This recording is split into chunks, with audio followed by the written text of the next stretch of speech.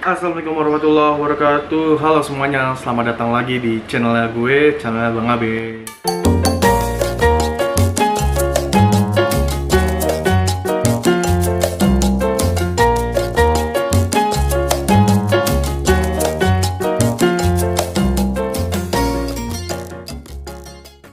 Nah, apa kabar teman-teman semua yang sampai saat ini masih bertahan untuk tetap di rumah, tetap menjaga kesehatan, dan untuk teman-teman yang masih menjalani aktivitas di luar seperti kerja, tetap semangat dan selalu menjaga kesehatan diri kalian masing-masing. Kembali lagi di channel gua, dan mungkin sekarang gua akan membuat video kembali di channel gua yang udah lama banget nggak membuat video membahas suatu hal yang mungkin menurut gua kalian akan menyukai apa yang gue sampaikan hari ini, dan semoga kalian juga terhibur. Jadi hari ini gue akan membahas suatu hal yang benar-benar penting dan menarik, apalagi di tengah-tengah masyarakat kita sebagai kaum milenial, khususnya seumuran gue yang masih berumur 20 tahun, yang berpotensi menjadi orang sukses di masa depan. Akan tetapi kembali lagi pada diri kita masing-masing, apakah kita mau untuk menjalankan dan mampu untuk melakukannya.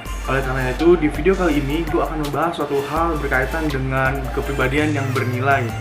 Tapi sebelum lanjut, alangkah baiknya jika kalian suka sama channel gue, jangan lupa untuk di subscribe dan di like. Kalau misalnya nggak suka, kalian boleh di dislike. Dan kalau misalkan kalian ingin request untuk gue membahas suatu hal yang menurut kalian penting, bisa ditulis di kolom komentar yang ada di bawah, oke? Nah, pertama-tama gue ingin berkata bahwa kita sebagai manusia harus menjadi kepribadian yang bernilai.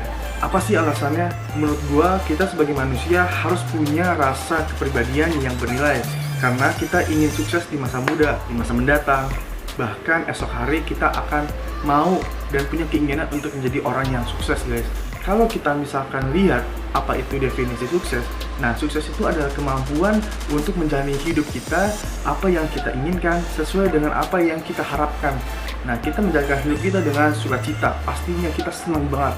Cuma di sini kalau misalkan menurut gua, definisi sukses yang gue percaya sampai saat ini adalah kita sebagai manusia bisa memberikan apa yang kita punya kepada orang lain, sehingga kita bisa membagikan kebahagiaan kita kepada orang lain juga, dan orang lain juga bisa merasakan apa yang kita rasakan. Ketika gue berbicara bahwa bisa membuat orang lain merasakan apa yang kita rasakan, disitulah gue berbicara bahwa arti kepribadian. Dan kalau misalkan menurut definisinya, kepribadian itu adalah suatu ciri atau karakteristik seseorang yang bersumber dari bentuk-bentukan di lingkungan sekitar, mulai dari keluarga, teman-teman, bahkan bisa dari bawaan sejak lahir. Nah, banyak banget sih yang berpendapat kalau misalkan seseorang itu berada di keluarga yang baik, pasti seseorang itu juga akan ikutan atau memiliki aura yang positif, berjiwa baik. Begitupun sebaliknya, guys. Tetapi teman-teman, ada kemungkinan ketika seseorang itu berada di keluarga yang baik-baik, keluarganya terjaga, harmonis, penuh kasih sayang, justru kenyataannya berbanding 180 derajat.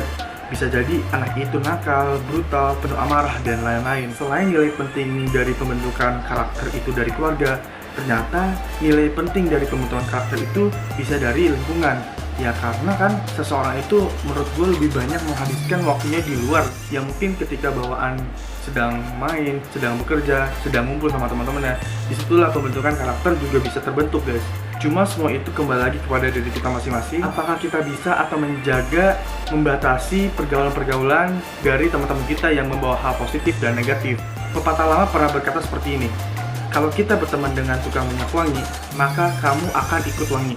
Nah, di sini yang harus digarisbawahi, dengan kata lain bahwa dengan siapa kita bergaul, itu yang menjadi pembentukan dasar kita. Kalau misalkan teman sekitar kita itu orang yang bekerja keras, rajin ibadah, solid, dan punya nilai sosial yang tinggi, maka kita akan terbawa juga kebiasaan positif dari teman-teman kita. Sebenarnya masih banyak banget orang-orang yang masih menghiraukan artinya kepribadian dalam pembentukan hal-hal yang baik, daripada mementingkan kesenangan yang pribadi. Nah, di sini gue mulai berpikir bahwa kalau seandainya kepribadian itu ada yang menjual, mungkin tidak ada yang sanggup membelinya, karena kepribadian yang baik itu mahal harganya. Cuma untungnya kepribadian itu dibentuk dari dalam hati, guys. Ketika kita mau membentuk hal yang baik dari dalam hati, tetap semua didasari dengan niat. Hanya saja kebanyakan orang itu dalam berbuat baik itu berat banget. Ketika udah merencanakan sesuatu hal yang kita anggap itu bisa merubah sikap kita, perbuatan kita dari yang lalu-lalu menjadi yang lebih baik, ada aja hambatannya, ada aja rintangan. Begitu banyak rintangan yang benar-benar hadir membentuk diri kita. Tapi ketika kita percaya bahwa kita bisa merubah sikap kita, kepribadian kita, perilaku kita dari sebelumnya menjadi yang lebih baik, pasti akan mudah untuk dijalankan. Ya sebenarnya sih dari zaman dulu ya, ketika kita sekolah udah diajari sama guru-guru kita artinya kepribadian yang bagus, apalagi ditambah lagi di rumah kita diajari kepribadian yang bagus dari orang tua kita. Cuma disayangkan kita sering kali menghiraukan perkataan-perkataan mereka, padahal perkataan-perkataan dari guru kita, orang tua kita itu sangat baik dan bagus. Sebenarnya teman-teman, di sini gue mau kasih tahu kepada teman-teman semua bahwa mulai dari sekarang kita harus melakukan perubahan dari sebelumnya, membentuk karakter yang lebih baik dengan cara ya seperti ikut kegiatan-kegiatan positif seperti seminar, kajian, dan diskusi-diskusi kepada teman kita yang menurut kita, teman-teman kita layak untuk menjadi pertemanan kita karena membawa hal positif. Kecuali pertemanan kita yang membawa hal negatif, menurut gue ditinggalkan, karena kepribadian yang bernilai itu sangat dibutuhkan guys. Nah, hal dasar dari kepribadian adalah attitude. Karena ketika diri kita itu mempunyai attitude yang baik, maka kita akan mudah dalam mencapai keinginan kita, impian kita, dan berujung kisah sukses dalam hidup kita. Gue berkata seperti ini karena kenapa? Karena baru saja kemarin itu gue baca bahwa ada cerita singkat yang benar-benar bisa membuat motivasi kita semua, dan disitu gue mulai terinspirasi bahwa oh ini yang diperlukan untuk karakter yang lebih maju, lebih unggul dari sebelum-sebelumnya. Nah ceritanya sih singkat seperti ini. Jadi di suatu perusahaan itu ada dua orang petinggi atau pejabat di suatu perusahaan tersebut. Nah di situ banyak banget karyawan, bisa dibilang bekerja sesuai dengan bidangnya masing-masing. Kemudian anggaplah dua orang ini dalam cerita tersebut adalah Pak Tono dan Pak Bambang. Pak Bambang itu adalah selaku dewan komisaris dan Pak Tono adalah manajer HRD di perusahaan tersebut. Nah di sini Pak Bambang selaku dewan komisaris dari perusahaan tersebut bertanya kepada Pak Tono, Pak Tono, saya ingin bertanya kepada Bapak, seandainya di perusahaan tersebut ada 3 golongan. Golongan yang pertama adalah golongan di mana karyawan-karyawan tersebut memiliki attitude yang baik, tetapi produktivitasnya jelek. Bapak apakan karyawan tersebut? Lalu Pak Tono selaku manajer HRD itu menjawab, kalau seperti itu saya akan pecat karyawan tersebut Pak, karena memiliki produktivitas yang jelek sehingga tidak mencapai target dari perusahaan kita Pak. Kemudian Pak Bambang selaku dewan komisaris dari perusahaan tersebut bertanya lagi kepada Pak Tono, jika ada golongan kedua di perusahaan ini, golongan tersebut seperti ini, karyawan-karyawannya memiliki attitude yang jelek, tetapi produktivitasnya itu sangat bagus, mencapai target dari perusahaan kita. Lalu Bapak apakan? Setelah itu Pak Tono menjawab seperti ini, kalau seperti itu Pak, saya akan pertahankan karena karyawan tersebut telah mencapai atau bisa memenuhi target dari perusahaan kita Pak.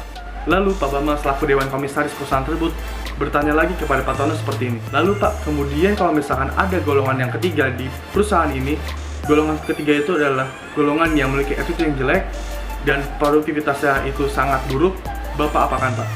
Lalu Pak Tono selaku manajer HRD dari perusahaan tersebut jawab pertanyaan dari Pak Bambang selaku dewan komisaris, kalau ada karyawan tersebut Pak, seperti yang Bapak sampaikan, attitude-nya jelek, produktivitasnya itu tidak baik, tidak sesuai dengan target perusahaan kita, saya akan pecat Pak. Kemudian Pak Bambang berkata seperti ini, kalau seandainya ada golongan-golongan di perusahaan ini dan golongan yang pertama itu memiliki attitude yang baik tetapi produktivitasnya itu tidak baik sehingga tidak mencapai target-target perusahaan ini, saya akan pertahankan Pak. Lalu karyawan tersebut saya akan beri arahan, kemudian saya beri training, saya beri seminar supaya karyawan tersebut bisa mencapai apa yang kita mau dalam perusahaan ini.